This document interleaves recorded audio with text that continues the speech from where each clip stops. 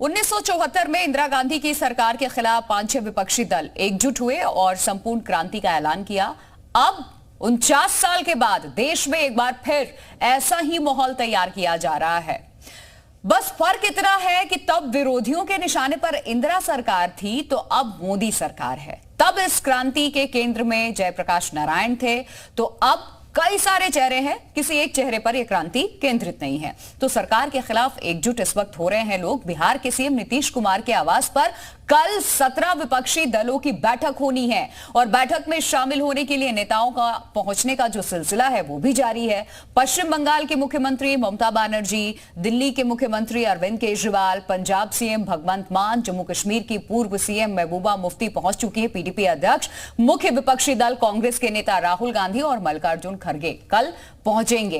कल होने वाली बैठक के वैसे तो कई सारे मायने हैं, कई मुद्दे भी हैं, लेकिन जो सबसे अहम है वो है विपक्षी एकता का संदेश देना इस बैठक के जरिए।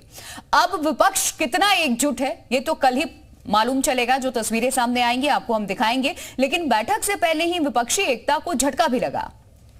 दरअसल बैठक में यूपी के 2 बड़े दल आरएलडी और बीएसपी शामिल ही नहीं हो रहे हैं और इनके अलावा बीआरएस, बीजेडी, वाईएसआर, कांग्रेस और तेलुगु देशम पार्टी ने भी बैठक से किनारा कर लिया है। ऐसे में सवाल उठने लगे कि जब 2023 में ही पूरा विपक्ष ही एकजुट नहीं है तो 2024 में कैसे बीजेपी के खिलाफ एक साथ उतरेंगे ये। तो खास पैनल के साथ हम चर्चा की शुरुआत करेंगे। आज इसी मुद्दे पर हम बात करेंगे, लेकिन सबसे पहले एक अपडेट रिपोर्ट भी आपको दिखा देते हैं।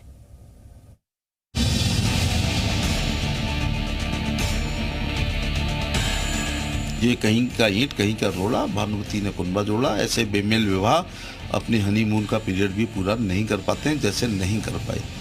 मुझे बहुत अच्छा लगता है जैन जी को सौंपा गया है, तो लोकदल ने सपा से किया था 2004 की लोकसभा में, नहीं चला। फिर लोकदल ने कांग्रेस से किया था, असेंबली में नहीं चला, पार्लियामेंट में भी किया था। अजीत सिंह साहब मंत्री बने थे।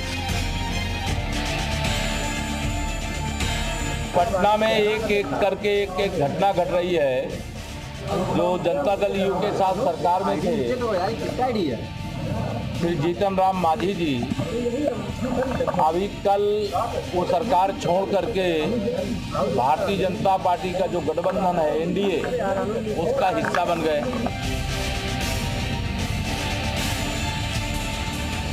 और आज देख के बात करके हमको ये लगा लालू जी अभी भी बहुत तगड़ा है और बीजेपी के खिलाफ में अच्छा से लड़ सकता है। सो हमारा पूरा हम पहले बिहार में आके इसी के लिए लालू जी को दीदी आपका देखिए 23 जून को पटना में होने वाली बैठक बड़ी अहम है और आज जो 2024 का चुनाव होने जा रहा है, ये देश को बचाने का चुनाव होने जा रहा है, लोकतंत्र को बचाने का चुनाव है, ये संविधान को बचाने का चुनाव है। आज देश में बैठी फिरका परस्त ताकतों को हटाने का चुनाव है और मैं समझता हूँ कि ये बड़ी अहम बैठक है और उसमें सारी विपक्षी दल के लोग जो है वहाँ पर पटना में सीएम हाउस में नीतीश कुमार जी के आह्वान पे लोग वहाँ पर इकट्ठे हो रहे हैं और मैं समझता हूँ वहाँ से बहुत अच्छा रिजल्ट निकल करके आएगा, बहुत अच्छा परिणाम निकल के आएगा। तमाम खास मेहमान हमारे साथ बने हुए इस चर्चा में, उनका परिचय मैं आपसे जरूर कराऊंगी, लेकिन सबसे पहले हम पटना रुख कर लेते हैं। रजनीश हमारे सहयोगी पटना से इस वक्त हमारे साथ जुड़ चुके हैं और पटना ही केंद्र है विपक्षी एकता का, सबकी निगाहें इसी पर टिकी हुई हैं। और सबसे पहले रजनीश, मैं चाहूंगी अपडेट दीजिए, कौन कौन से वो बड़े चेहरे हैं जो पटना पहुंचे हैं और किस किस ने किनारा किया है? देखिए, यहाँ पे ममता बनर्जी सबसे पहले पहुंची और उसके बाद वो मुलाकात भी की है 5 देश रत्न मार्ग में तेजस्वी यादव, राबड़ी देवी और लालू प्रसाद के साथ ही साथ साझे उम्मीदवार की भी बात कर रही है। उनकी सेहत को लेकर भी खुशी जताई और बीजेपी के साथ लड़ाई में सक्षम होंगे चूंकि वो तंदुरुस्त हैं, ऐसी बात जो है वो कही गई है। सबसे महत्वपूर्ण बात है कि जो और भी जो नेता है वो भी पहुंच रहे हैं, चाहे भगवंत मान हो पंजाब के मुख्यमंत्री, वो पहुंच चुके हैं, अरविंद केजरीवाल पहुंच चुके हैं, पीडीपी के महबूबा मुफ्ती वो पहुंच चुकी हैं और अभी देर रात तक और भी लेफ्ट के कुछ बड़े नेता जो है वो भी यहाँ पे पहुँचेंगे। और कल सुबह में वहाँ पे कांग्रेस के जो राष्ट्रीय अध्यक्ष हैं मल्लिकार्जुन खड़गे, इसके अलावा राहुल गांधी और साथ ही साथ जो एनसीपी के हैं शरद पवार, सुप्रिया सुले, प्रफुल्ल पटेल, ये भी 10 से 10:30 के बीच में पहुंच जाएंगे। और साथ ही साथ जो शिवसेना के उद्धव ठाकरे हैं उनका भी यही समय है। तो कुल समाजवादी मिलाकर पार्टी के देखें तो अध्यक्ष जो बड़े नेता हैं उद्धव ठाकरे जो है उनका शेड्यूल थोड़ा देर का है, 12 के आसपास का समय है। हालांकि 11 साढ़े 11 से बैठक शुरू हो जाएगी, वो बीच में ज्वाइन करेंगे।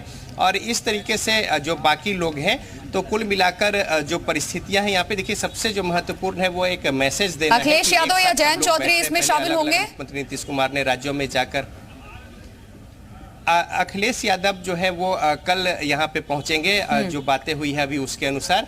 और जयंत चौधरी का भी कोई कंफर्मेशन नहीं आया है। ठीक है, तो रजनीश बने रहे आप हमारे साथ, आपका रुख करूंगी। खास मेहमान हमारे साथ बने, चर्चा की शुरुआत में करूं। हमारे साथ बीजेपी का पक्ष रखने के लिए अनिला जी जुड़ेंगी। कपिल श्रीवास्तव है, समाजवादी पार्टी के प्रवक्ता हैं। सचिन रावत है, प्रवक्ता है कांग्रेस से। और इसके अलावा हमारे साथ एसबीएसपी के प्रवक्ता है सुनील अक्रवंशी जी, बहुत स्वागत है। और डॉक्टर सुनील कौशिक है, राजनीतिक विश्लेषक हमारे साथ। सबसे पहले कपिल श्रीवास्तव जी, मैं आपका रुख कर रही हूं। अखिलेश यादव पहुंच रहे हैं लेकिन जयंत चौधरी नहीं पहुंच रहे सर। उत्तर प्रदेश में आप लोगों ने साथ में मिलकर के चुनाव लड़ा। विपक्षी एकता की जब बात हो रही है तो उत्तर प्रदेश के संदर्भ में ये दो पार्टियां जो अभी इस वक्त साथ चल रही हैं, ये साथ कहीं छूटने के संकेत तो नहीं है? नहीं, राजनीति में इतनी जल्दी चीज़ों का फैसला नहीं लिया जाना चाहिए। और खैर मीडिया को कुछ ना कुछ तो कहना है तो ठीक बात है, लेकिन मैं तो एक बात कह रहा हूं कि अभी आरएलडी के प्रवक्ता इंद्रजीत सिंह बैठे हुए हैं, वो इस बात को बताएंगे। लेकिन समाजवादी पार्टी का रालोद से जो गठबंधन है वो बहुत मजबूत है, और मुंगेरी लाल के हसीन सपने देखना बंद कर देना चाहिए जो लोग इसको दूसरे एंगल से देखना चाहते हैं। अब मैं तीसरी बात कह रहा हूं कि समाजवादी पार्टी अपने गठबंधन के साथ इस चुनाव में जाएगी, और ये जो 23 तारीख को जो बात होनी है विपक्षी एकता की, उसमें समाजवादी पार्टी पूरी तरीके से शामिल होगी। और उसके साथ के जो दल हमारे साथ बने हुए हैं उस विपक्षी एकता के बागडोर के सूत्रधार होंगे। तो इसलिए इस पर अब कोई प्रश्न खड़ा नहीं किया जा सकता। ठीक है सर। अब मैं दूसरी चीज ये आपको कह रहा हूँ कि देखिए, आपने जिस तरीके से आपातकाल के समय की तुलना की थी, आज ये अघोषित आपातकाल है, क्योंकि जो जिस तरीके से सरकार चल रही है, एसआर बोमई केस आने के बाद 356 आर्टिकल का जिस तरीके से रोकथाम हुई, आज उसी को 1, 2, 3 के अंदर वो यूज कर रही है। तो आपको देखना चाहिए कि इस समय तो ये संवैधानिक पीठ की बात सुनने के लिए जो सरकार नहीं तैयार है, इसके विरुद्ध क्यों नहीं देश को एक होना चाहिए? ठीक है सर, इस चीज का बड़ा है। ठीक है सर। कपिल जी, आप ही के सवाल के साथ मैं जा रही हूँ, आप ही के सहयोगी के पास इंद्रजीत सिंह हमारे साथ बने हैं सर। अपने सौहार्द की बात है वो आपको दिखाई देगा। ठीक है सर, वापस आपका रुख करूंगी। इंद्रजीत सिंह जी, आपका भी बहुत स्वागत है सर चर्चा में। कपिल जी ने तो बड़े आराम से आसानी से कह दिया कि देखिए हमारे मुखिया तो पहुंच रहे हैं, विपक्षी एकजुटता हम दिखाने के लिए पहुंच रहे हैं। रहा सवाल आरएलडी का, तो आप उन्हीं के प्रवक्ता से पूछ लीजिए, कहाँ है आपके मुखिया? और क्या मतलब ऐसी जरूरी चीज जहां पर आप लोग एकजुट होकर के बताने की कोशिश कर रहे हैं कि पूरा ऑपोजिशन एक है और इस बार हम साथ में चुनाव भी लड़ लेंगे, वहां आपके मुखिया ही नहीं है सर, फिर ये कैसी एकता संदेश देने की बात आप कर रहे हैं? मैं अपने पीछे से शुरुआत करता हूं। स्वर्गीय चौधरी चरण सिंह जी कहा करते थे कि मेरी 2 आंख हैं, एक आंख है मेरी स्वर्गीय मुलायम सिंह जी और एक आंख है मेरी अजीत सिंह जी। ये वर्ड थे स्वर्गीय चरण सिंह जी के। तो हमारा प्यार या हमारा तालमेल आज का नहीं है। और दूसरी बात ये कि ये पहले से प्रोग्राम बना हुआ था।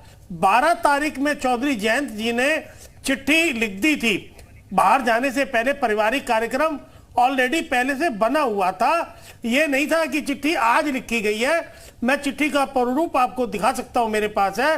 वो 12 तारीख की चिट्ठी ली गई थी, लेकिन मीडिया में आज जारी करी, क्योंकि पहले करने से बहुत सारी चीजें, कई अलग अलग इधर के बयानबाजियां या अफवाहबाजियां चल पड़ती हैं। 12 तारीख की लिखी हुई चिट्ठी चौधरी जयंत सिंह जी की है और हमारा गठबंधन जो है वो अखिलेश जी के साथ है। अखिलेश जी जा रहे हैं, इसका मतलब लोकदल ऑटोमेटिकली वहां है। और उसके अंदर चिट्ठी के अंदर खुले शब्दों में कहा है कि मैं शुभकामनाएं प्रेषित करता हूं और अरदास और जो दुआ करता हूं और प्रार्थना करता हूं कि गठबंधन तैयार हो। क्योंकि कारण यह है, क्योंकि आपने देखा होगा सत्ताधारी पार्टी का कोई भी नेता जब किसी बात पे सही बात से उनसे पूछा जाए तो वो पीछे की तरफ जाते हैं 70 साल। ठीक है, मैं कह रहा हूं एक तो 70 साल राज करके गए, अरे आप मंथन कीजिए कि 9 साल के बाद ही आपको क्या ऐसी जरूरत पड़ गई कि सारी की सारी पार्टियों को एकजुट होना पड़ा। इस पे इनको सत्ताधारी पार्टी को विचार करना चाहिए।